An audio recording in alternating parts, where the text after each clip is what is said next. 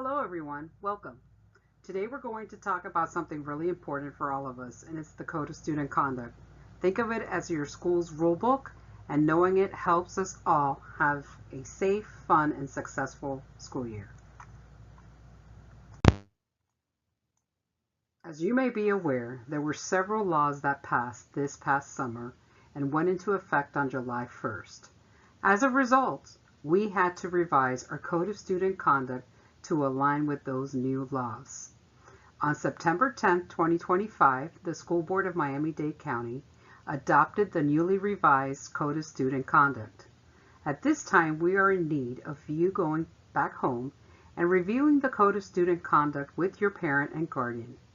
When you have completed reviewing the Code of Student Conduct with your parent or guardian, please complete the Acknowledgement of Receipt form by both signing your names and return it back to your school and give it to your teacher.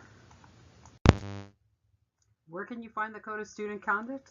You and your parent or guardian can find the Code of Student Conduct by typing in the URL address bar codeofconduct.dadeschools.net, or you can also access it from the student portal, the parent portal, the community portal, and for those teachers and staff members, they can access it in the employee portal. The Code of Student Conduct is divided into 4 sections. Chapter 1 has important information for students, parents, and guardians, including the core values. Chapter 2 has the list of behaviors that are not acceptable at school, along with the range of corrective strategies that can be implemented when you violate the Code of Student Conduct. And in Chapter 3, it talks about your student rights and responsibilities, another very important chapter. And then finally, in Chapter 4 is the student resources. We have the Fortify Florida flyer in there, and we also have the Navigating Mental Wellness, Help is All Around You flyer as well, if you ever feel like you need some help. Did you know that in Chapter 1 of the Code of Student Conduct, the core values are listed? There are 9 core values that are noted in this section of the Code of Student Conduct: citizenship, cooperation, fairness, honesty, integrity, kindness, pursuit of excellence, respect, and responsibility. These values are not just for school. They're for everywhere you go, at home, in your neighborhood, and beyond. They help you make good choices and be a great person. I challenge you to practice them each and every day. In Chapter 2 of the Code of Student Conduct, we begin to look at behaviors and the corrective strategies or actions that can be taken when you violate the Code of Student Conduct or misbehave. Level 1 are disruptive behaviors. They're the least serious behaviors of all of the behaviors listed in the Code of Student Conduct. And when you receive or you are given corrective strategies or corrective actions, the intent is to help you correct the misbehavior and hope that you are able to learn from your mistake and do better the next time. Level 2 behaviors are seriously disruptive behaviors. They're more serious than the Level 1 behaviors. Level 3 behaviors are more serious than Level 1 and 2. These are behaviors that are offensive and harmful to others. Think of things like hurting someone or causing a lot of damage on purpose. Because these behaviors are so serious, your principal or assistant principal may need to contact law enforcement. The actions taken to correct these behaviors are also much more serious and could also result in criminal penalties. Level 4 behaviors are dangerous or violent. They are much more serious than the Level 1, 2, and 3 behaviors. They will also require your principal or assistant principal to contact law enforcement to consult with.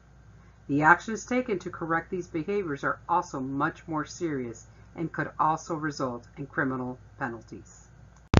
Level 5 behaviors are the most serious, most dangerous, and most violent behaviors. They are behaviors that are violent and put people in a lot of danger. Because these actions are so serious, principal and assistant principals must call law enforcement right away. The consequences for these behaviors are also very serious and can lead to criminal penalties, which are punishments given by the judge not just by the school. So let's quickly go over what are some of the new revisions that have been implemented into the Code of Student Conduct. They are cheating on standardized tests has been added to level 3. Expulsion has had a change. Wireless communication devices has had a change. Alternative education setting has had a change. Denial of bus privileges for trespassing has had a change. And denial of participating in social and/or extracurricular activities has also had a change. And the section on search and seizure and the student rights and responsibilities has also had a change. It is so important that you review this Code of Student Conduct with your parents so you are all up to date on all of the changes and the current practice on following school rules. In the next section, we will be discussing those behaviors that are part of the zero tolerance law. Zero tolerance, the Code of Student Conduct Level 5, threat and intimidation. A threat is also known as an assault or false report. So if you make a threat against officials or employees, against any school district property, including school-sponsored transportation activity or function, zero tolerance policies must require students found to have committed one of the above-mentioned offenses to be expelled with or without continuing educational services from the student's regular school for a period not less than 1 full year, and to be referred to the criminal justice or juvenile justice system. A threat is a statement of intention to inflict pain, injury, damage, or other hostile action on someone. It could be direct or indirect. Threats can be spoken or gestured.